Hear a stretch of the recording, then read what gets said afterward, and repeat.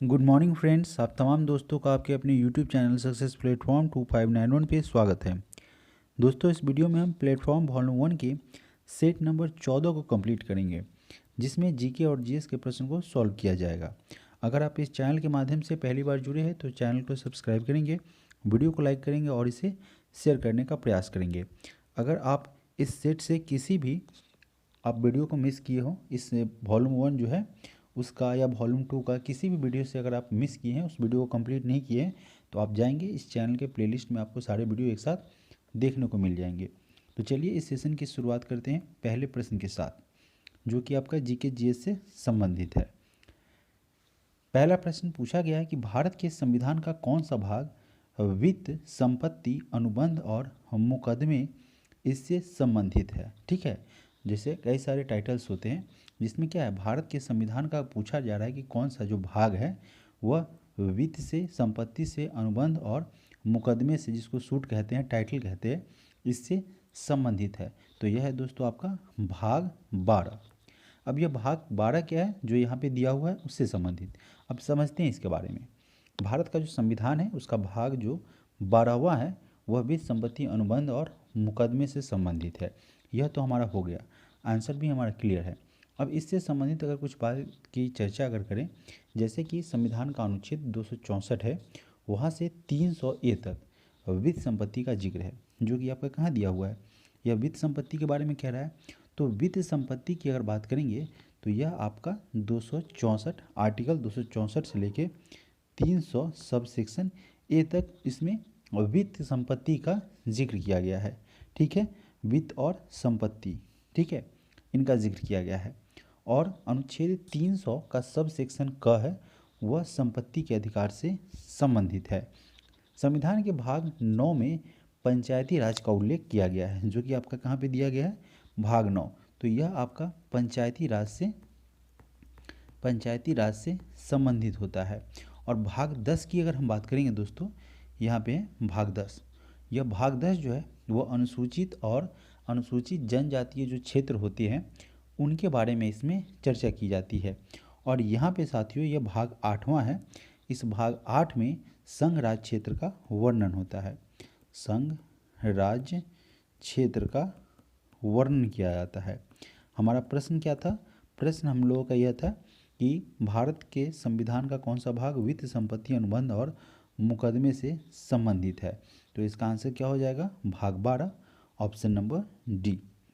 प्रश्न संख्या 2, 73वें संविधान संशोधन अधिनियम के अनुच्छेद 243 एच के अनुसार किसी राज्य को विधानमंडल निम्न निधि से पंचायतों को सहायता अनुदान देने का प्रावधान कर सकता है। प्रश्न को समझेंगे, जल्दबाजी की कोई बात नहीं है।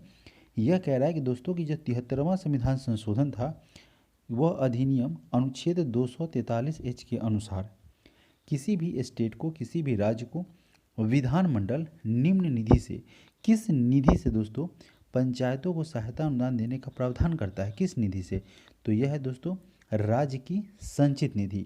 ठीक है, ऑप्शन नंबर सी हमारा यहाँ से सही आंसर हो जाएगा। अनुच्छेद 243 एच जो है, इसके बारे में अगर बात की जाए तो इसके अनुसार राज्य विधानमंडल विधि बनाती है, कानून बनाती है, लॉ बनाती है, और उसके आधार पर पंचायतों को एक शक्ति प्रदान करती है। ठीक है, एक अधिकार प्रदान करती है। वह निश्चित सीमाओं के अधीन कर में, यानी कि टैक्सेज में, शुल्क में टोल लगाए, एकत्र करे और उचित रीति से इसका क्या करे, मैनेजमेंट करे, जिसे हम प्रबंधन कहते हैं। तो ऑप्शन नंबर सी हमारा यहाँ से सही आंसर हो जाएगा। अगला प्रश्न है प्रश्न संख्या 3, म्यांमार की आधिकारिक भाषा क्या है। ऑफिशियल लैंग्वेज की अगर हम बात करें तो इसका आधिकारिक भाषा बर्मी है। ऑप्शन नंबर बी यहाँ से करेक्ट आंसर हो जाएगा। अगर इसकी राजधानी की बात करेंगे तो इसकी राजधानी है नेपीदा। म्यांमार की राजधानी क्या हो जाएगी, नेपीदा। म्यांमार को स्वर्ण पैगोडा का देश भी कहा जाता है, एक अन्य नाम से जाना जाता है जिसे स्वर्ण पैगोडा कहा जाता है म्यांमार को। म्यांमार का जो पीयू शहर है, कौन सा शहर, पीयू, यह म्यांमार का पीयू शहर है। इसे वर्ल्ड हेरिटेज साइट में, यानी कि विश्व विरासत सूची साइट में रखा गया है। इसे सुदूर पूर्व का चावल का कटोरा के नाम से भी जाना जाता है।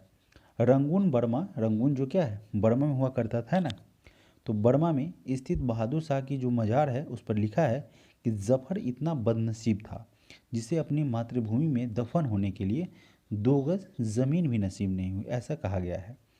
अगला प्रश्न है प्रश्न संख्या 4। निम्नलिखित में से कौन से कथन असत्य है, गलत कथन इसमें से कौन सा है। अब दोस्तों अगर हम बात करें कि पंचवर्षीय योजना के लक्ष्य समृद्धि, आधुनिकीकरण, आत्मनिर्भरता तथा समानता थे, तो हमारा ऑप्शन 1 सही है। कैसे सही है, अगर आप ऑप्शन को ध्यान से पढ़ेंगे तो कह रहा है कि जो 5 ईयर प्लान होता है ना, पंचवर्षीय योजना, इसका लक्ष्य क्या था, समृद्धि था, आधुनिकीकरण था, आत्मनिर्भर बनाना था। इस सभी कारणों से पंचवर्षीय योजना यानी कि 5 ईयर प्लान लाए गए, तो यह जो है हमारा सही है। असत्य हमें ढूंढना है। सीमित संसाधनों के कारण यानी कि कम जो संसाधन है उसके कारण प्रत्येक योजना में पृथक लक्ष्यों का निर्धारण किया गया। ठीक है, तो मान लीजिए कि संसाधन तो कम ही था ना, और उसके आधार पर जो क्या किया गया, अलग अलग लक्ष्य निर्धारित किया गया। ठीक है, तो यह भी दोनों आपका सही है। प्रश्न में कह रहा था कि असत्य ढूंढना है, तो यहाँ पे कोई भी यहाँ पे गलत नहीं है, तो ऑप्शन नंबर डी आपका सही हो जाएगा। अगला प्रश्न है प्रश्न संख्या 5। 5वें नंबर प्रश्न में है कि निम्नलिखित में से किस सुल्तान ने सती प्रथा को रोकने का प्रयास किया। रोक दिया ऐसा नहीं कह रहा है, प्रयास किया। तो यहाँ पे कई सारे हैं, जिसमें से करेक्ट आंसर हो जाएगा आपका मोहम्मद बिन तुगलक। इनके शासनकाल की अगर बात करें 1325 से 51 है ना, उस समय में पहली बार इन्होंने सती प्रथा को रोकने का प्रयास किया था। इनका शासनकाल था 1325 से 1351। ठीक है, 51 है यहाँ पे, और इन्होंने सती प्रथा को रोकने का पहली बार प्रयास किया था। अकबर और पुर्तगाली गवर्नर अल्बुकर्क ने भी सती प्रथा को रोकने का प्रयास किया था, लेकिन सती प्रथा को रोकने में सबसे ज़्यादा अगर सफलता की बात करें या यूँ कहें कि बंद कर दिया गया, तो लॉर्ड विलियम बेंटिक के द्वारा, और किसकी सहायता से, राजा राम मोहन राय की सहायता से सती प्रथा को रोका गया। इसके अलावा अगर हम बात करें तो एक और था आपका कैप्टन स्लीमैन। ठीक है, कैप्टन स्लीमैन, इन्होंने ठगी प्रथा का उन्मूलन किया था। ठीक है, ठगी प्रथा इसका भी उन्मूलन किया था। साथ ही साथ सती प्रथा में भी इसका योगदान था, लेकिन उतना नहीं, इसका विशेष योगदान ठगी प्रथा को समाप्त करने पर था। चलिए अगला प्रश्न है प्रश्न संख्या 6। तुलसीदास ने रामचरितमानस किसके शासनकाल में लिखी। यानी कि सबसे पहले आप ये जान जाइए कि रामचरितमानस तुलसीदास ने लिखा, एक पॉइंट। दूसरा है, पूछ रहा है कि किसके शासनकाल में लिखा था, तो उस समय अकबर का शासनकाल था। ऑप्शन नंबर सी हमारा यहाँ से सही हो जाएगा, क्योंकि तुलसीदास दोस्तों अकबर के समकालीन हुआ करते थे। अकबर के काल को हिंदी साहित्य का स्वर्ण युग कहा जाता है। हिंदी साहित्य का स्वर्ण युग है ना, गोल्डन पीरियड के नाम से जाना जाता है अकबर का काल। चलिए अगला प्रश्न है प्रश्न संख्या 7वें नंबर प्रश्न में कह रहा है कि निम्नलिखित में से किस मुगल शासक ने संगीत और नृत्य पर प्रतिबंध लगाया गया था। संगीत और प्रतिबंध पर रोक कर लगा दी थी, ऐसा प्रश्न है। तो यह करवाया गया था औरंगजेब के द्वारा, बहुत ही क्रूर शासक था। औरंगजेब इस्लाम धर्म के सुन्नी संप्रदाय से बिलोंग करता था। यह जो है इस्लाम धर्म के सुन्नी संप्रदाय से यह संबंधित था या बिलोंग करता था। उसे जिंदा पीर के नाम से भी जाना जाता है। भारतीय शास्त्रीय संगीत की अगर बात करें, उस पर फारसी में सबसे अधिक पुस्तक औरंगजेब के शासन में ही लिखे गए थे या अनुवादित किए गए थे। अगला प्रश्न है प्रश्न संख्या 8। कहाँ पर प्राप्त अशोक के अभिलेख स्तंभ के निचले भाग में मयूर का चिन्ह अंकित है। तो यह दोस्तों लौरिया नंदनगढ़ में जो कि अशोक का अभिलेख पाया गया है, स्तंभ अभिलेख, वहाँ पे मयूर का चिन्ह मिला है देखने को। तो ऑप्शन नंबर सी यहाँ से हमारा करेक्ट आंसर है। यह कहाँ पे पड़ता है दोस्तों, यह चंपारण में पड़ता है। चंपारण कहाँ, बिहार में। ठीक है, बिहार में पड़ता है। ठीक है, तो चलिए इसका आंसर हो जाएगा option number C, Lauriya Nandangarh. इसके अलावा कई सारी बातें हैं कि अब तक अशोक का जो करीब अभिलेख प्राप्त हुए हैं वो कुल मिला के 40 अभिलेख अभी तक खोजे जा चुके हैं अथवा प्राप्त किए जा चुके हैं। इन सभी अभिलेख में 4 लिपि का प्रयोग किया गया है, जो कि आपको ब्राह्मी है, ब्राह्मी लिपि है, खरोष्ठी लिपि है, खरोष्ठी लिपि है, अरमाइक लिपि है, अरमाइक लिपि है, इसके अलावा एक ग्रीक लिपि है। इस 4 लिपि में जो है अशोक के अभिलेख प्राप्त हुए हैं और कुल मिला के अभी तक 40 अभिलेख को खोजा जा चुका है। प्रश्न संख्या 9, भारत में मुद्रा आपूर्ति की स्थिति के संबंध में कहा जा सकता है। क्या कहा जा सकता है कि जनता के पास मुद्रा बैंक में जमा से कम है। जाहिर सी बात है, जनता के पास करेंसी तो कम रहता है ना, बैंक में जो जमा रहता है उससे तो कम रहता है। तो यहाँ पे ऑप्शन ए हमारा यहाँ से सही हो जाएगा। भारत में मुद्रा का मापन M1, M2, M3 और M4 के आधार पर किया जाता है। मुद्रा का मुख्य उद्देश्य विनिमय के साधन और मूल्य का मापक है। कैसे?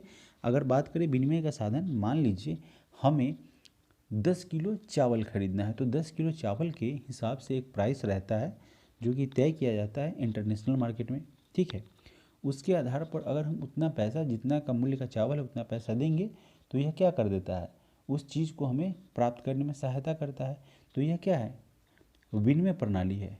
और मापक जो है किसी वस्तु के मूल्य का निर्धारण करने से संबंधित है। शुरुआत में वस्तु, अभी करने का मतलब क्या हुआ, एक्सचेंज हुआ, विनिमय। तो सबसे पहले मान लीजिए कि शुरुआती समय में क्या चलता था, बार्टर सिस्टम चलता था। यानी कि अगर आपको चावल लेना है, आपके पास गेहूं है, तो गेहूं से आप चावल बदल सकते थे। तो यह वस्तु विनिमय प्रणाली थी, बार्टर सिस्टम के नाम से जाना जाता था। तो उस समय बहुत सारी तकलीफ़ें होती थी। ज़रूरी नहीं कि अगर मुझे गेहूं लेना है तो किसी के पास गेहूं उपलब्ध ही हो। इसी के लिए, इस सिस्टम को बदलने के लिए, बेहतर करने के लिए, आपको इंटरनेशनल मार्केट में संपर्क बढ़ाने के लिए करेंसी लाया गया। और करेंसी के माध्यम से क्या किया, चीज़ों को खरीदना आसान हो गया, है ना। यह विनिमय की प्रणाली जो है वह आसान हो गई। आप सीधे पैसे दीजिए, बदले में जो भी आपका चीज़ जो है, जो भी आपको खरीदना है वह आप खरीद सकते हैं। सिर्फ एक चीज़ आपके पास रहनी चाहिए, पैसा। दोस्तों यहाँ पे 1-2 प्रश्न में सिर्फ फिगर, यहाँ पे जो पिक्चर है वह क्लियर नहीं है, बाद बाकी सारे पिक्चर आपके क्लियर है। पता नहीं ऐसा क्यों हुआ है, चलिए कोई बात नहीं है। विकास केंद्र उपागम किस योजना के अंतर्गत अपनाया गया था। विकास केंद्र उपागम की अगर हम बात करेंगे तो यह दोस्तों चतुर्थ पंचवर्षीय योजना के दौरान अपनाया गया था, जो कि आपका क्या था, 1969 से लेके 74 तक था, चतुर्थ पंचवर्षीय योजना। अगला प्रश्न है प्रश्न संख्या 11, जो वन चक्रवातों के अवरोधकों का कार्य करते हैं, यानी कि चक्रवात को रोकने का कार्य करते हैं, ठीक है, वे वन कौन है। तो वह आपका मैंग्रोव वन है। ऑप्शन नंबर सी हमारा यहाँ से सही हो जाएगा। जो भी डेल्टा प्रदेश होते हैं वहाँ पे मैंग्रोव वन पाया जाता है, जो कि क्या करते हैं, चक्रवात की गति को कम कर देते हैं, रोक देते हैं। मैंग्रोव वन समुद्री तटीय के लवणीय भाग में पाया जाता है। भारत में सुंदरवन डेल्टा, वहाँ पे मैंग्रोव वन सबसे ज़्यादा देखने को मिलते हैं, सबसे ज़्यादा पाया जाता है। जिसमें क्या होता है, सुंदरी नामक वृक्ष होता है, सुंदरी नामक वृक्ष होता है, हैं। और इसी वृक्ष के नाम पर इस वन का नाम सुंदरवन डेल्टा पड़ा है, यानी कि सुंदरवन इसका नाम पड़ा है इसी सुंदरी वृक्ष के कारण। अगला प्रश्न है प्रश्न संख्या 12, पाटलिपुत्र को पोलीब्रोथा किसने कहा था। पोलीब्रोथा का नाम जो दिया गया था वह मेगस्थनीज के द्वारा दिया गया था।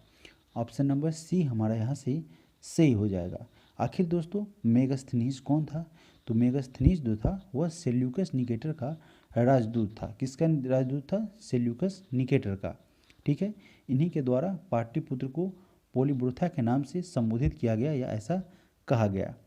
इस सेल्यूकस निकेटर का राजदूत जो मेगस्थनीज था वह चंद्रगुप्त मौर्य के दरबार में राजदूत बनकर आया था और उसे राजदूत बनाकर सेल्यूकस निकेटर ने भेजा था। उसने अपनी एक पुस्तक लिखी जिसमें समुद्र जो है वह पाटलिपुत्र का उसमें जिक्र किया गया है ना, मौर्य साम्राज्य के बारे में उसमें जिक्र किया गया और उसी में मेगस्थनीज ने पाटलिपुत्र को पोलीब्रोथा कहकर संबोधित किया। अगला प्रश्न है प्रश्न संख्या 13, चंद्र ग्रहण के दौरान चंद्रमा पर पड़ने वाली पृथ्वी की छाया को कितने भागों में बांटा गया है? तो कुल साथियों 3 भागों में इसे डिवाइड किया गया है। ठीक है, एक आपका हो जाएगा अम्बा, ठीक है, अम्बरा कह सकते हैं या अम्बा कह सकते हैं। दूसरा हो जाएगा पेनम्बरा, ठीक है, और चौथा हो जाएगा आपका तीसरा आपका हो जाएगा एटम्बरा। आखिर ये अम्बरा क्या है?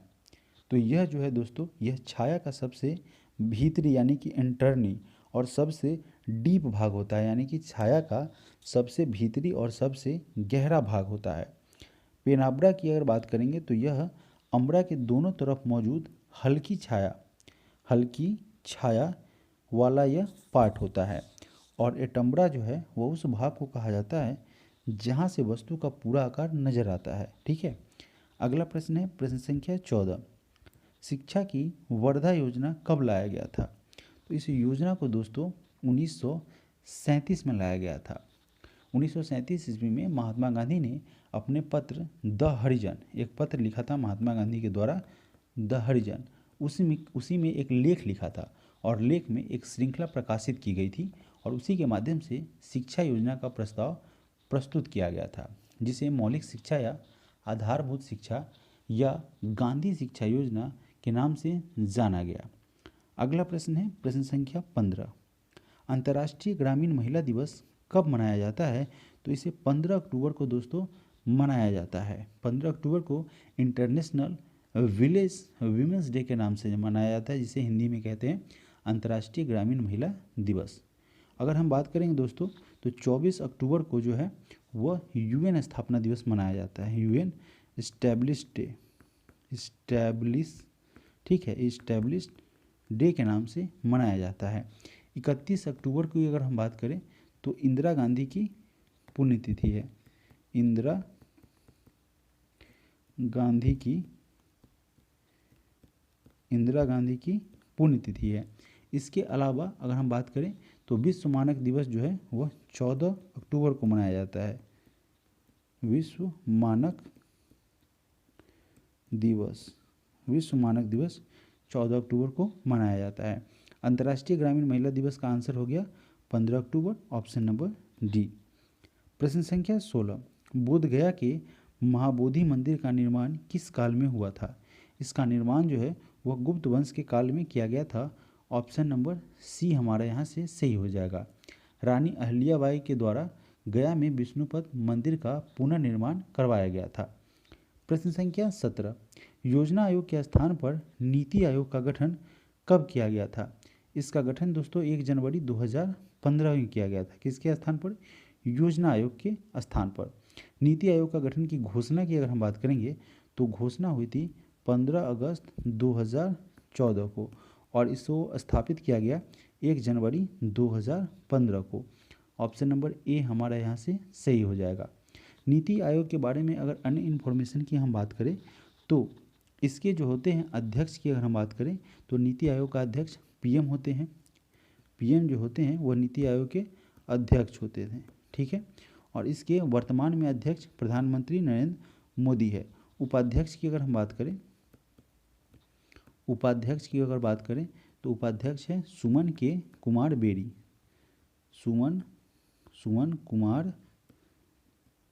कुमार बेरी उपाध्यक्ष है योजना आयोग के, नीति आयोग के। ठीक है, चलिए आगे बढ़ते हैं। अगला प्रश्न है प्रश्न संख्या 18। हदीस है। हदीस क्या है दोस्तों?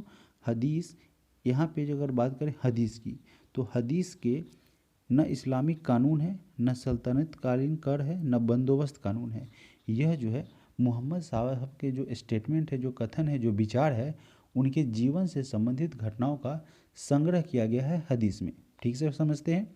देखिए मोहम्मद साहब ने जो एक नियम बनाया है, जो उनके द्वारा कथन कहा गया है, जो उनके द्वारा बात कहा गया है, ठीक है, जो उन्होंने मशवरा दिया है लोगों को, जो उनके द्वारा एक बनाया गया है आधारभूत क्या चीज़, जो नियम है, जो कथन है, जो स्टेटमेंट है, जो उनकी परिकल्पना है, उन सभी बातों का जिक्र जो है हदीस के माध्यम से दर्शाया गया है। इस्लाम धर्म का अगर बात करें तो इस्लाम धर्म जो है वह मोहम्मद साहब को फॉलो करता है, पैगंबर, ठीक है। और उन्हीं के बारे में, उन्हीं के द्वारा इस हदीस में कई सारे कथनों का जो स्टेटमेंट है जिसको वो मानते थे, अपने विचारों का संकलन हदीस में किया गया है। अगला प्रश्न है प्रश्न संख्या 19। वर्ण व्यवस्था से संबंधित पुरुष सूक्त मूलतः निम्नलिखित में से किसमें पाया जाता है? तो यह आपको ऋग्वेद में मिलता है। पुरुष सूक्त ऋग्वेद में पाया जाता है। ऋग्वेद के 10वें मंडल पुरुष सूक्त में समाज को 4 वर्ग में डिवाइड किया गया है, ठीक है। प्रश्न को फिर से पढ़ना है। प्रश्न दोस्तों कह क्या रहा है? कह रहा है कि वर्ण व्यवस्था, ठीक है ना, जिसमें जाति की बात अगर करते हैं उससे संबंधित पुरुष सूक्त है और उसमें मूलतः निम्न में से किस में पाया जाता है? तो यह ऋग्वेद में पाया जाता है। और यहाँ पे दोस्तों 4 भाग में से बांटा गया है, 4 भाग में डिवाइड किया गया है। पहला अगर हम बात करें तो यह मुख है। तो प्रजापति जो है उनके मुख से ब्राह्मण पैदा हुए थे, है ना, ब्राह्मण का निर्माण हुआ था, ठीक है। अगर हम भुजा की बात करें, है ना, तो भुजा से क्षत्रिय का उत्पत्ति हुई थी, है ना, क्षत्रिय की उत्पत्ति हुई थी। और तीसरा है जांग, है ना, जांग से वैश्य उत्पन्न हुआ था, जांग से वैश्य की उत्पत्ति हुई थी। और दोस्तों पैर से यानी कि चरण से शूद्र की उत्पत्ति हुई थी, है ना। चलिए आगे बढ़ते हैं। अगला प्रश्न है प्रश्न संख्या 20। बहमनी राज्य की प्रथम राजधानी निम्नलिखित में से कौन सी थी? पहली राजधानी जो है बहमनी राज्य की वह गुलबर्गा हुआ करती थी। तो ऑप्शन नंबर बी हमारे यहाँ से सही हो जाएगा। अगर हम बात करें तो 1347 ईस्वी में अलाउद्दीन हसन बहमन शाह ने बहमनी साम्राज्य की स्थापना की और गुलबर्गा को राजधानी के रूप में इसे स्थापित किया। अगला प्रश्न है प्रश्न संख्या 21।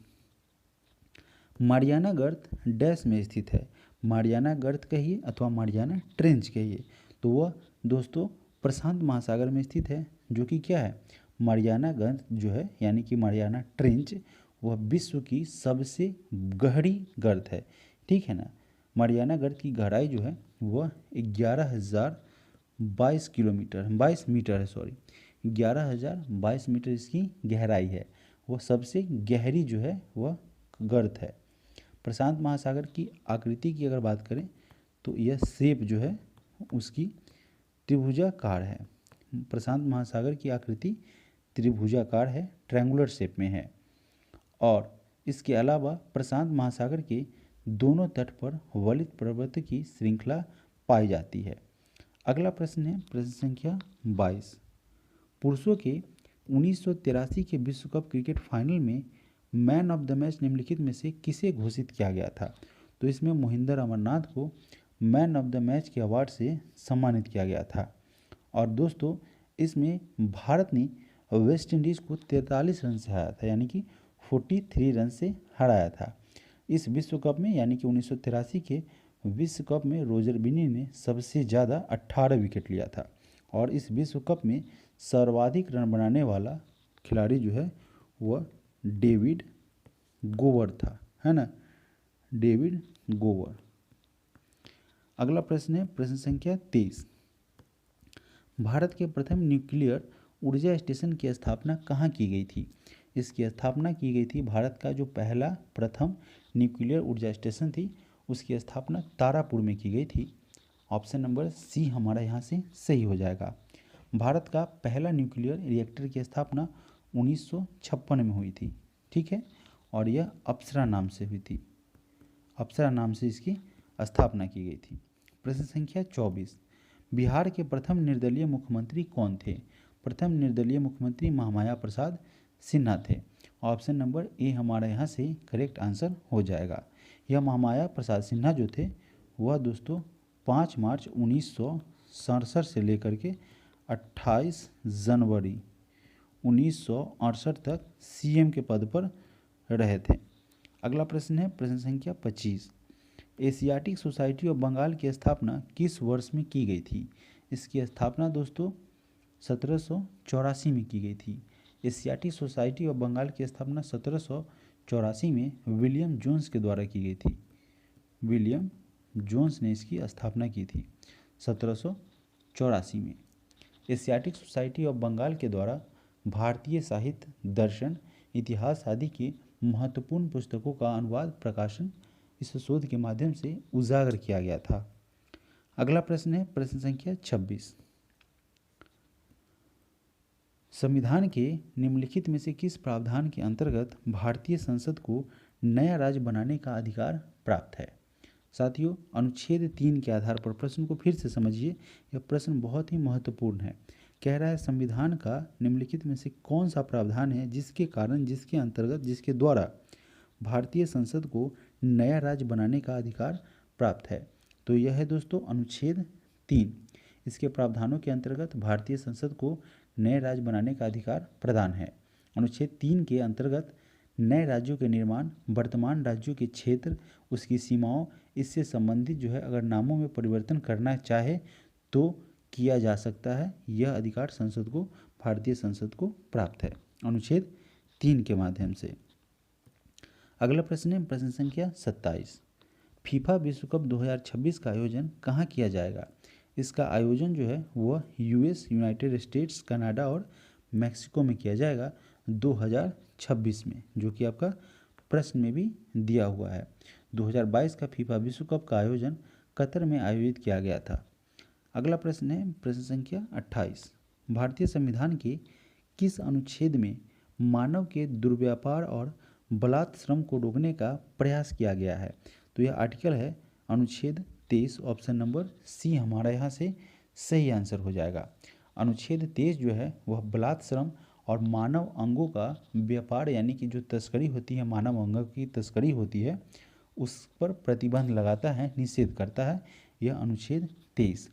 अनुच्छेद 24 की अगर बात करेंगे तो इसके द्वारा जो 14 वर्ष से कम आयु के बच्चे हैं, है ना, उन्हें भारी काम में, यानी कि भारी काम में और खनन काम में, है ना, कोई भी वैसा काम कराया नहीं जाएगा। यह अनुच्छेद 24 के द्वारा उस पर प्रतिबंध लगाया गया है। इसके अलावा अगर हम बात करें दोस्तों, तो इसके अलावा जो है जैसे कि अनुच्छेद आपको 25 की अगर बात करेंगे, अनुच्छेद 25 उसमें स्वेच्छा से किसी भी धर्म को अपनाने से इसका अधिकार दिया गया है, यह इससे संबंधित है।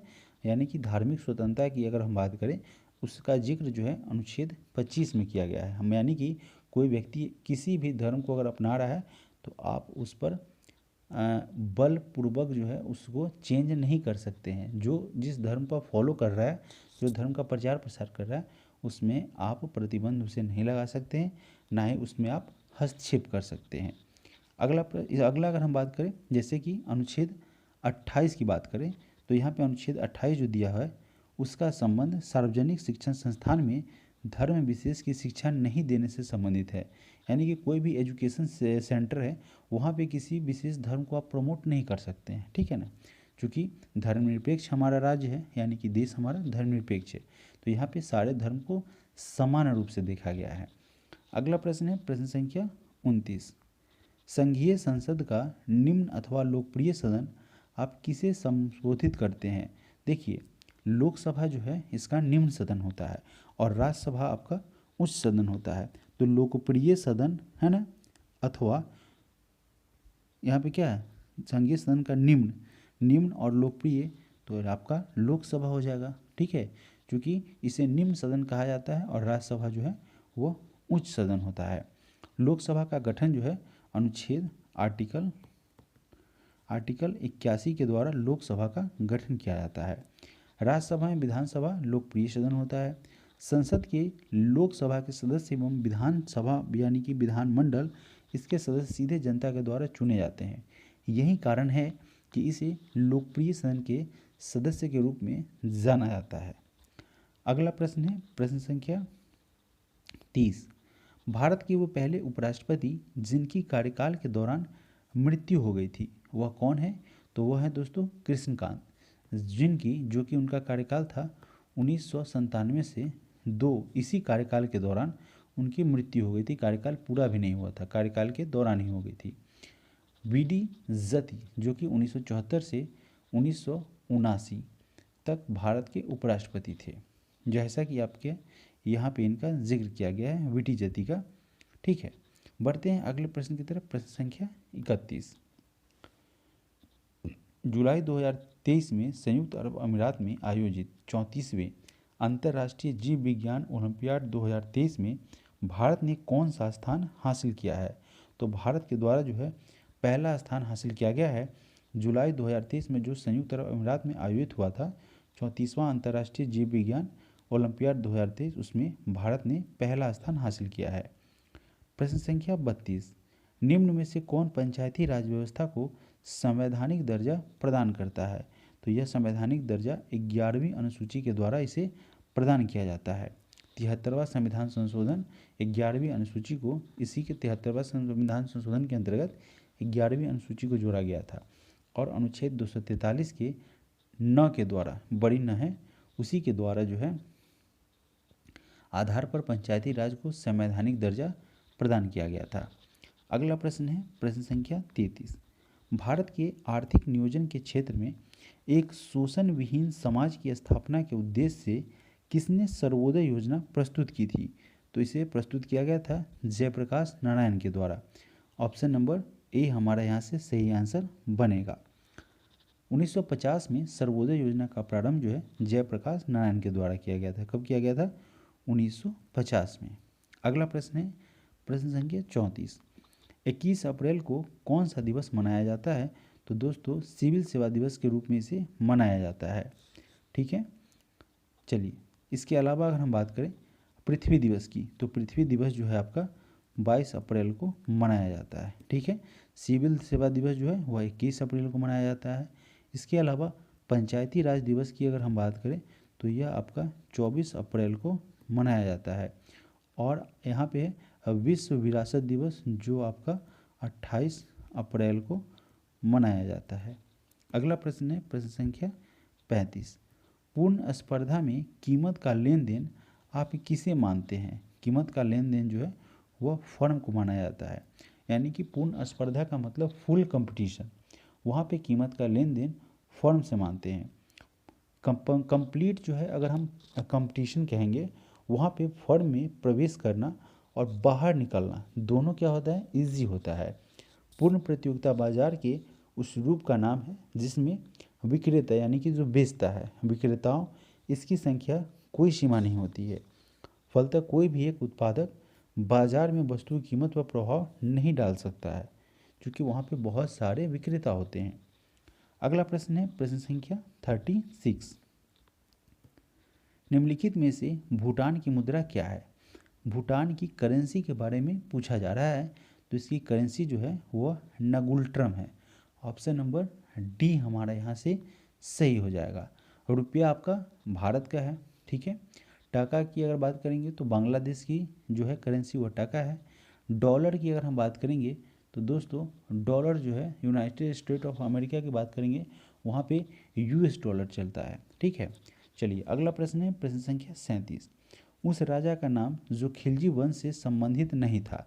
देखिए यहाँ पे ऑप्शन डी को देखिए, यह जलालुद्दीन खिलजी खिलजी वंश का था, मुबारक शाह अलाउद्दीन खिलजी खिलजी वंश का था, लेकिन मलिक काफूर जो दोस्तों था वह क्या था? मलिक, वह यहाँ जो खिलजी वंश है इससे यह संबंधित नहीं था। मलिक काफूर जो है वह खिलजी वंश से संबंधित नहीं था। वह क्या था? एक सेनानायक था, खरीदा गया था 1000 में, उसको खरीदा 1000 दिनार में, 1000 उस समय रुपया तो नहीं था दोस्तों, 1000 दिनार में उसको खरीदा खरीदा गया था। मलिक काफूर का संबंध जो है वह खिलजी वंश से नहीं था, यह एक सेनानायक था और जो कि अलाउद्दीन खिलजी का सेनानायक था। अलाउद्दीन खिलजी का यह सेनानायक था, इस वंश से इसका कोई संबंध नहीं था। अगला प्रश्न है प्रश्न संख्या 38, अंग्रेजों ने सिक्के ढालने की टकसाल सर्वप्रथम कहाँ स्थापित की थी? तो इसके द्वारा स्थापित किया गया था कलकत्ता में। ठीक है, 1989 में टकसाल जिसकी स्थापना नोएडा में की गई थी। ठीक है, नोएडा में इसकी स्थापना किया गया था। भारत में 4 टकसाल है जिनमें से जिनके पास सिक्के बनाने का अधिकार है।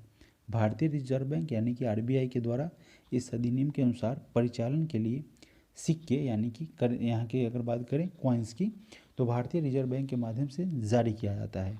1 रुपये का जो नोट है उस पर भारतीय और वित्त सचिव का हस्ताक्षर इसमें होता है। अगला प्रश्न है प्रश्न संख्या 39। भारत के उस राज्य का नाम बताइए जहां जंगली गधों का एकमात्र अभयारण्य स्थित है। जंगली गधों का, तो यह दोस्तों गुजरात में आपको देखने को मिलेंगे। कच्छ के रण में गुजरात में जो है जंगली गधा उसका एक वन्य अभयारण्य है। चलिए अगला प्रश्न है प्रश्न संख्या 40। राष्ट्रमंडल खेल 2022 पदक तालिका में भारत कुल कितने पदक के साथ चौथा स्थान प्राप्त किया था? तो भारत ने इसमें 61 पदक जीते थे, ठीक है। और कुल मिला के भारत का रैंकिंग राष्ट्रमंडल खेल 2022 में चौथा था और भारत ने कुल 61 पदक जीते थे। उस 61 पदक में दोस्तों चौथा स्थान इन्हें मिला था। इसके अलावा अगर हम बात करें तो प्रथम स्थान दोस्तों ऑस्ट्रेलिया का था। प्रथम स्थान ऑस्ट्रेलिया था और ऑस्ट्रेलिया ने इसमें 178 पदक जीते थे, ठीक है। ऑस्ट्रेलिया 178 पदक के साथ पहले नंबर पे था। इसके अलावा अगर हम बात करेंगे तो दूसरा स्थान इंग्लैंड का था, ठीक है। दूसरा स्थान इंग्लैंड का था जिसने 176 पदक जीते थे। इंग्लैंड दूसरे नंबर पे था। इंग्लैंड दूसरे नंबर पर था 176 पदक के साथ। तीसरे अगर हम स्थान की बात करें तो तीसरे स्थान पर आपका कनाडा था। कनाडा 92 पदक के साथ तीसरे स्थान पे था और भारत जो है 61 पदक के साथ चौथे स्थान पे था। प्रश्न संख्या 41। अरावली पर्वत श्रृंखला निम्नलिखित में से किस राज्य में अवस्थित नहीं है?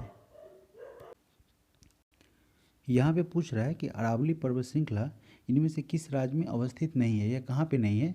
तो दोस्तों यह जो है आपका पंजाब में नहीं पड़ता है, जबकि गुजरात, राजस्थान और हरियाणा के क्षेत्र में इसका हिस्सा है। तो यहाँ पे आंसर क्या हो जाएगा? ऑप्शन नंबर ए हमारा यहाँ से करेक्ट आंसर हो जाएगा। अरावली पर्वत श्रृंखला की अगर हम बात करेंगे, इस अरावली रेंज की अगर हम बात करेंगे तो इसकी उत्पत्ति 570 मिलियन वर्ष मानी जाती है। इसका एज इस समय इसकी उत्पत्ति हुई थी। और यह जो है लूनी नदी की अगर बात करेंगे तो लूनी नदी इसी पर्वत से निकलने वाली राजस्थान के मैदान में सर्वाधिक महत्वपूर्ण नदी होती है। अरावली पर्वत का सर्वोच्च शिखर जो है वह गुरु शिखर है। गुरु शिखर जो है वह अरावली पर्वत का सर्वोच्च शिखर है, जिसकी ऊंचाई अगर हम बात करेंगे तो 1722 मीटर है और यह आपका माउंट आबू पर स्थित है। माउंट आबू पहाड़ी पर स्थित है। अगला प्रश्न है प्रश्न संख्या 42। लोक लेखा समिति अपनी वार्षिक रिपोर्ट किसे पेश करती है?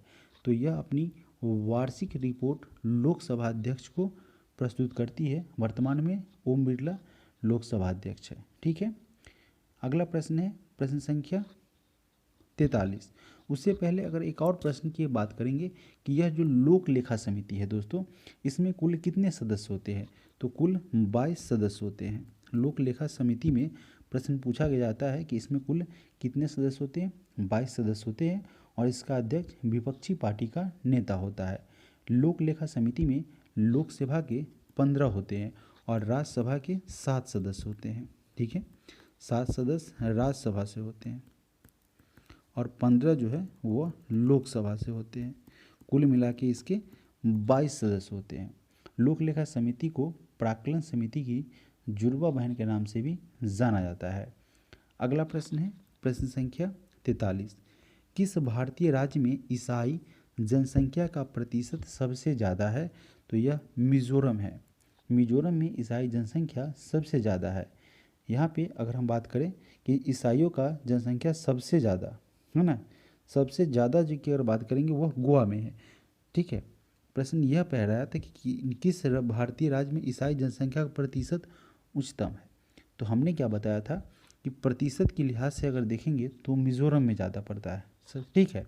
लेकिन अगर जनसंख्या के लिहाज से अगर हम देखेंगे तो सबसे ज़्यादा गोवा में होता है। परसेंटेज आपका मिजोरम में पड़ेगा और जनसंख्या के दृष्टिकोण से अगर हम बात करेंगे, जनसंख्या के दृष्टिकोण से अगर हम बात करेंगे तो गोवा में सबसे ज़्यादा ईसाई हैं। अगला प्रश्न है प्रश्न संख्या 44।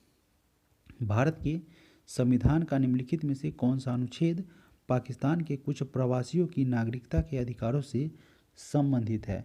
तो यह है दोस्तों अनुच्छेद 7।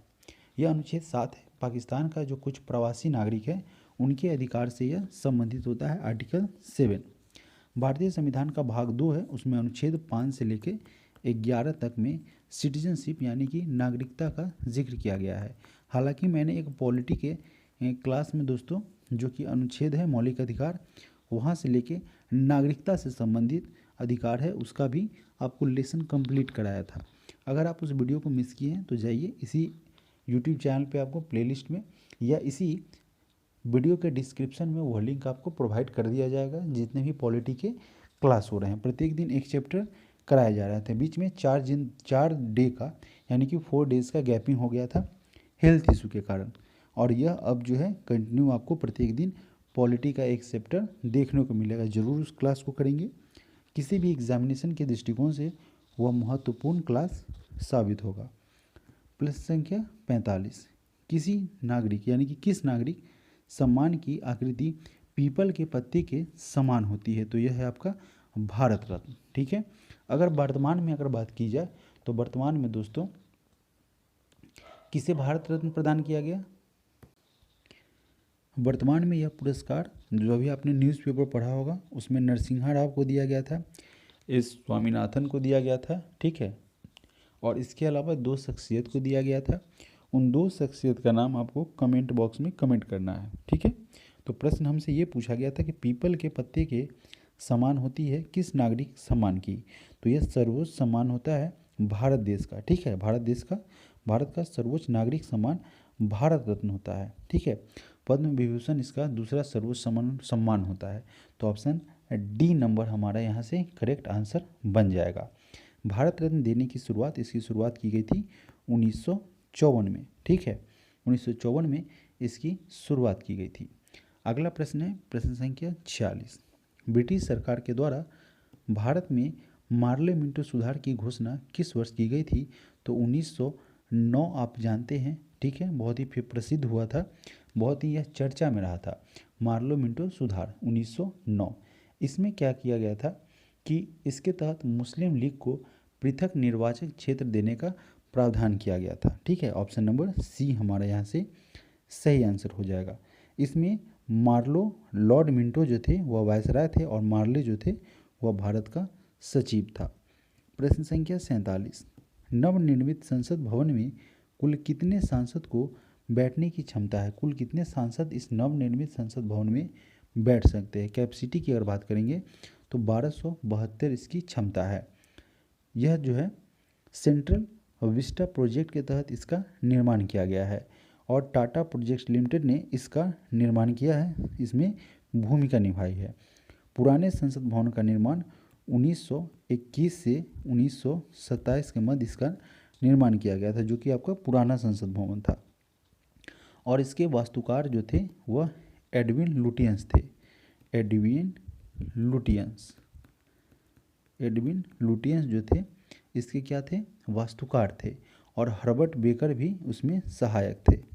हर्बर्ट बेकर और एडविन लुटियंस इसके वास्तुकार थे। नए संसद भवन की बात करें तो बिमल पटेल जो है, बिमल पटेल इसके वास्तुकार है। अगला प्रश्न है प्रश्न संख्या 48, हाल ही में भारतीय भूवैज्ञानिक सर्वेक्षण जिसे जूलॉजिकल सर्वे ऑफ इंडिया कहा जाता है उसके द्वारा किस राज्य के समुद्री क्षेत्र से एकत्र किए गए तलछट के नमूने में दुर्लभ धातु वेनेडियम की खोज की गई है? तो इस वेनेडियम की खोज की गई है गुजरात। कहाँ पे? गुजरात का जो समुद्री इलाका होता है, समुद्री क्षेत्र होता है, वहाँ के तलछट में इसका एक नमूना पाया गया है, खोजा गया है वेनेडियम की। चलिए इसका आंसर हो जाएगा ऑप्शन नंबर सी। आखिर ये वेनेडियम क्या होता है? ठीक है, तो वेनेडियम जो है चांदी की तरह देखने में एक सफ़ेद धातु होता है, श्वेत धातु होता है, जो कि क्या होता है? तन्य भी होता है और आघात वर्धक भी होता है। इसकी परमाणु संख्या जो होती है वह 23 पाया गया है परमाणु संख्या। यह धातु शरीर के लिए रक्त शर्करा यानी कि शुगर लेवल को कम करने का सहायक होता है, कम करने में सहायक होता है। इसमें वेनेडियम मिलाने से इस्पात का कठोरता जो है बढ़ जाता है। अगर इस्पात में वेनेडियम को मिला दिया जाएगा, इस वेनेडियम को, तो इसका कठोरता बढ़ जाएगा। प्रश्न संख्या 49, 20 सितंबर 2023 को गणेश चतुर्थी के अगले दिन पारंपरिक रूप से नुआखाई उत्सव कहाँ मनाया जाता है? तो यह आपको उड़ीसा में देखने को मिलेगा। ऑप्शन नंबर डी हमारे यहाँ से करेक्ट आंसर हो जाएगा। 20 सितंबर 2023 को गणेश चतुर्थी जो मनाया गया था, उसके अगले दिन इस पारंपरिक उत्सव जिसे नुआखाई उत्सव कहते हैं, यह आपको उड़ीसा राज्य में मनाया गया। यह नुआखाई उत्सव जो है एक वार्षिक फसल उत्सव है जिसमें नए चावल के मौसम के आगमन का प्रतीक होता है। उसके आगमन के लिए इस पर्व को मनाया जाता है, फेस्टिवल को। अगला प्रश्न है प्रश्न संख्या 50, 31 मार्च 2023 को नाटो, जिसको नॉर्थ अटलांटिक ट्रीटी ऑर्गेनाइजेशन कहते हैं, इस संगठन का नया 31वां सदस्य राष्ट्र बना है। तो यह सदस्य राष्ट्र बना है फिनलैंड। ऑप्शन नंबर सी हमारा यहाँ से करेक्ट आंसर हो जाएगा। दोस्तों फिनलैंड जो है वह नाटो का 31वां सदस्य देश बन गया है। 1949 में नाटो की स्थापना की गई थी, जिसे उत्तरी अटलांटिक संधि के नाम से जाना गया था। यह एक राजनीतिक और सैन्य संगठन है। नाटो का मुख्यालय जो है वह आपका ब्रुसेल्स में स्थित है, ब्रुसेल्स में, जो कि बेल्जियम में पड़ता है। वहाँ पे इसका मुख्यालय कह सकते हैं, हेडक्वार्टर कहेंगे, वह है। अगला प्रश्न है प्रश्न संख्या 51, कांच को गहरा नीला रंग किससे मिलता है? तो इसको कोबाल्ट, वहाँ पे कोबाल्ट ऑक्साइड के मिलने के कारण जो है इसमें कांच में गहरा नीला रंग जो है देखने को मिलता है। ऑप्शन नंबर ए हमारा यहाँ से सही आंसर होगा। प्रश्न संख्या 52, दूध को कुछ देर खुले में रखे जाने पर उसका स्वाद खट्टा हो जाता है, लैक्टिक अम्ल के कारण। ठीक है, ऑप्शन नंबर ए हमारा यहाँ से सही हो जाएगा। अगला प्रश्न है प्रश्न संख्या 53, वायुमंडल में ओजोन परत के ह्रास यानी कि ओजोन परत का जो क्षय हो रहा है, इसके लिए निम्नलिखित में से कौन सा रासायनिक द्रव्य जो है वह उत्तरदायी है, यानी कि मेन कारण क्या है? क्लोरोफ्लोरोकार्बन। ऑप्शन नंबर सी हमारा यहाँ से सही आंसर हो जाएगा।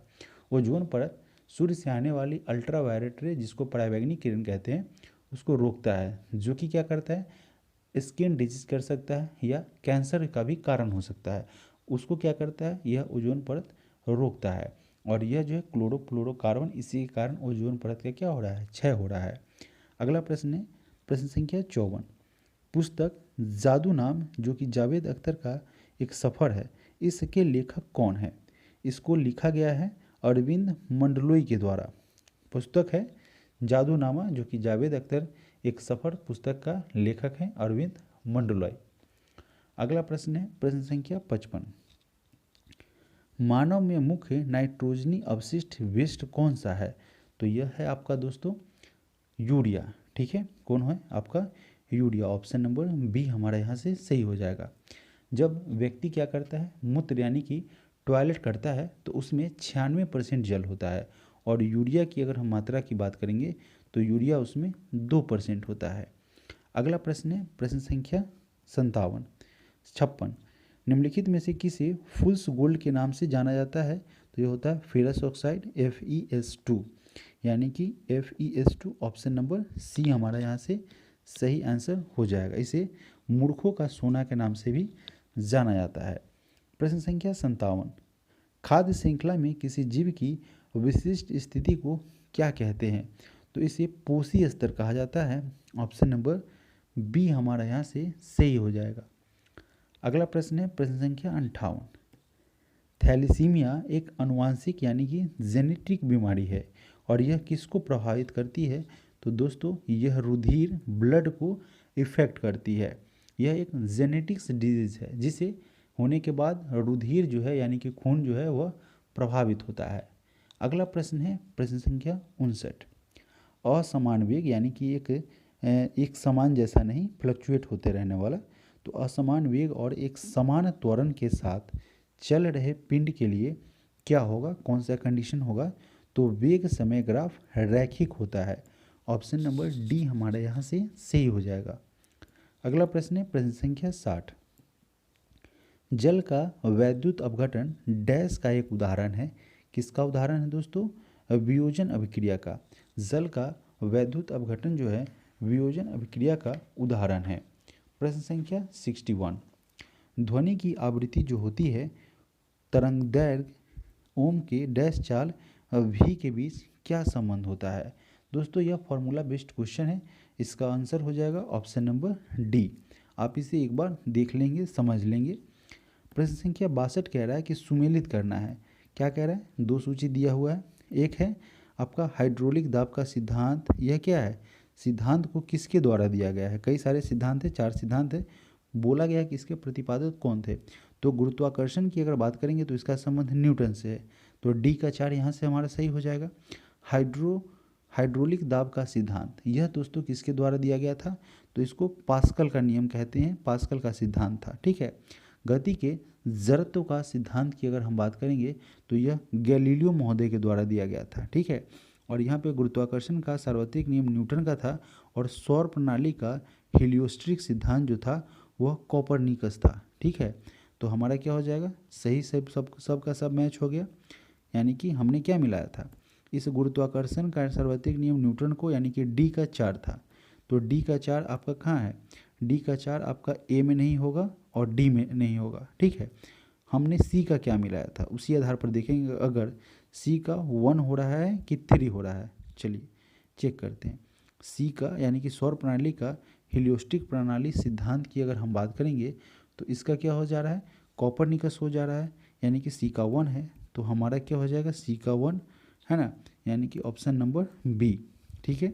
आगे बढ़ते हैं, अगला प्रश्न है प्रश्न संख्या 63, सूची 1 को सूची 2 के साथ सुमेलित करिए और दिए गए कूट से सही उत्तर को चुनना है। सूची 1 में क्या है, यहाँ पे कई सारे दिए गए हैं, जैसे मान लीजिए कि एंगस्ट्रॉम प्रकाश वर्ष जो कि दूरी मापने की इकाई है, पारसेक है।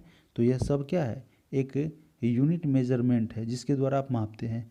तो देखिए फर्मी की अगर बात करें तो यह कितना होता है, फर्मी जो होता है दोस्तों 10⁻⁻15 मीटर होता है। एंगस्ट्रॉम की अगर बात करें तो यह दोस्तों 10⁻10 मीटर होता है। प्रकाश वर्ष दूरी मापने की इकाई है, सब क्या है, एक इकाई है। ठीक है, मेजरमेंट। तो प्रकाश वर्ष जो है इसका हो जाएगा 9.46 इंटू 10⁻15 मीटर, और एक बच गया पारसेक, इसका हो जाएगा 3.08 इंटू 10⁻16 मीटर। आप इसे क्या करेंगे, नोट कर लेंगे, इतनी आसानी से यह याद नहीं होगा, तो नोट आप जरूर कर लेंगे। कार्नोटाइट किसका अयस्क होता है, कार्नोटाइट जो है वह यूरेनियम का अयस्क होता है। यूरेनियम को आशा धातु के नाम से जाना जाता है। भारत में यूरेनियम का सबसे बड़ा उत्पादक प्रोडक्शन जो है वह झारखंड में होता है, झारखंड के जादूगोड़ा में। पीच ब्लेंड यूरेनियम धातु का अयस्क होता है। प्रश्न संख्या 65, निम्नलिखित में से संतृप्त वसा अम्ल जिसको सैचुरेटेड फैटी एसिड कहते हैं उसे छांटना है। तो यहाँ पे कौन सा संतृप्त वसा अम्ल होगा, यहाँ पे दोस्तों एसिटिक एसिड और पामिटिक एसिड, यह दोनों क्या है, संतृप्त वसा अम्ल का उदाहरण है, यानी कि ऑप्शन नंबर डी यहाँ से हमारा सही हो जाएगा। मम्स क्या है, मम्स की अगर हम बात करें तो यह है विषाणु के द्वारा उत्पन्न रोग होता है, उसे हम मम्स कहते हैं।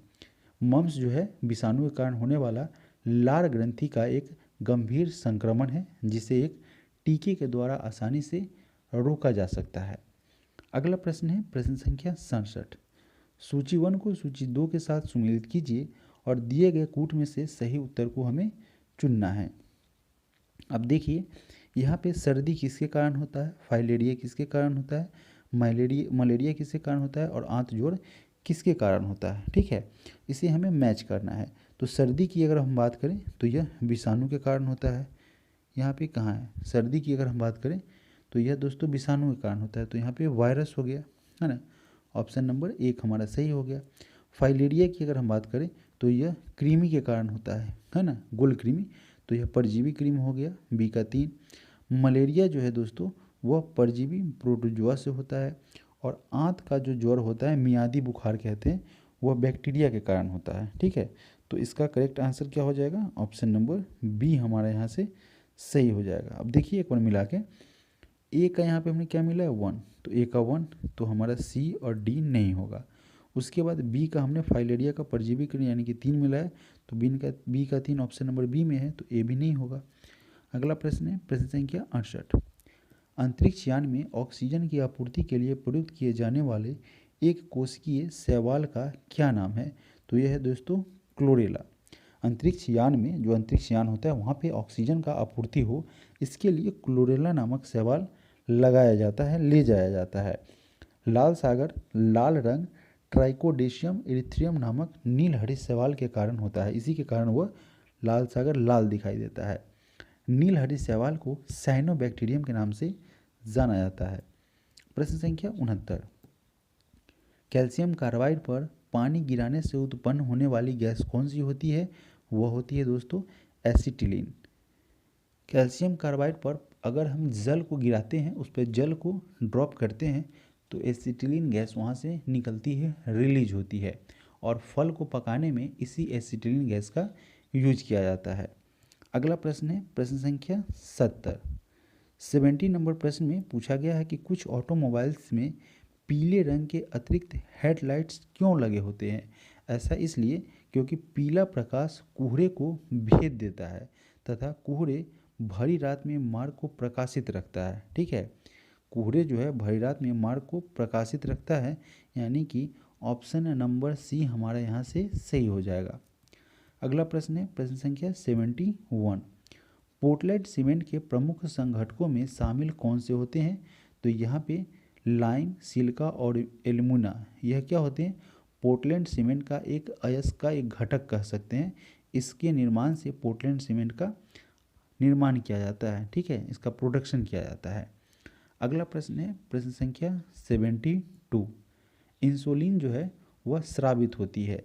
तो लैंगरहैंस दीपिका से, अग्नाशय के लैंगरहैंस दीपिका के बीटा कोशिका से यह स्रावित होती है। ठीक है, इंसुलिन जो है वह पेनक्रियाज जो कि अग्नाशय ग्रंथि से इससे स्रावित होता है। ठीक है, इंसुलिन की कमी अगर हो जाएगी तो क्या होगा? डायबिटीज़ नामक रोग होगा, जिसे मधुमेह कहते हैं, शुगर की बीमारी कहते हैं, और इससे रुधिर में ग्लूकोज की मात्रा क्या हो जाती है? बढ़ने लगती है।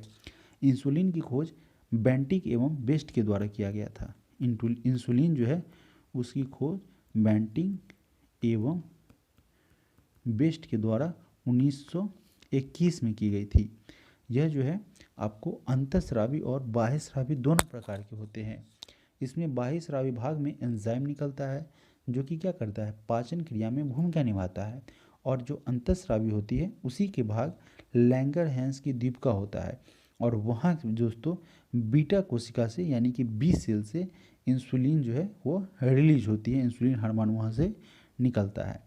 अगला प्रश्न है प्रश्न संख्या 73, अवतल लेंस के मुख्य फोकस पर मिलती हुई प्रतीत होने वाली प्रकाश किरण अपवर्तन के बाद डैश निकलेगी। अपवर्तन के बाद मुख्य अक्ष जो होता है उसी के समानांतर यह होती हुई प्रतीत होती है। तो ऑप्शन नंबर सी हमारे यहाँ से सही हो जाएगा। अगला प्रश्न है प्रश्न संख्या 74, कह रहा है कि मेंडलीव की आवर्त सारणी में निम्नलिखित समूहों में से किस तत्व समूह को बाद में तालिका में जगह मिली थी? बाद में दोस्तों यह Sc, Ga और Ge है, इसे बाद में जगह दिया गया था, स्कैंडियम, गैलियम और जर्मेनियम को। ठीक है, स्कैंडियम है आपका, यहाँ पे Sc जो है ना वो आपका स्कैंडियम है, और Ga गैलियम है, और Ge क्या है आपका? जर्मेनियम है। ठीक है, इसे क्या किया गया था? बाद में तालिका में जगह दिया गया था मेंडलीव की आवर्त सारणी में।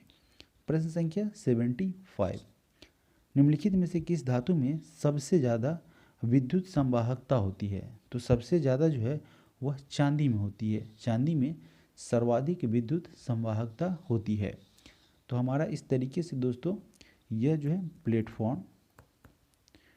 प्लेटफॉर्म का वॉल्यूम 1, जिसका दोस्तों वॉल्यूम 1 है, और इसके अंतर्गत सेट नंबर 14 को अभी हम लोगों ने समाप्त किया है। सेट नंबर 14 को अभी हम लोगों ने कंप्लीट किया है। और इस प्रकार से अगर आप कंप्लीट यहाँ पे वीडियो में बने रहते हैं तो एक एक कर आपके सारे वीडियो कंप्लीट होते जाएंगे। इससे पहले सेट नंबर 13 तक हम लोग कंप्लीट किए थे, और यह सेट नंबर 14वां है। कुल मिला के 24 सेट है, तो बारी बारी से इसे कंप्लीट करेंगे। और आप सभी लोग इस चैनल के माध्यम से जुड़े रहें। अगर अभी तक चैनल को सब्सक्राइब नहीं किया है, सब्सक्राइब करेंगे, बेल आइकन को प्रेस करके वहाँ से ऑल नोटिफिकेशन को ऑन कर लेंगे, ताकि जब भी कोई वीडियो अपलोड किया जाएगा उसका नोटिफिकेशन आप तक सबसे पहले पहुँचे। आप सभी लोगों को बहुत बहुत धन्यवाद। जुड़े रहें, मन लगा के पढ़ाई करते रहें। Thank you so much.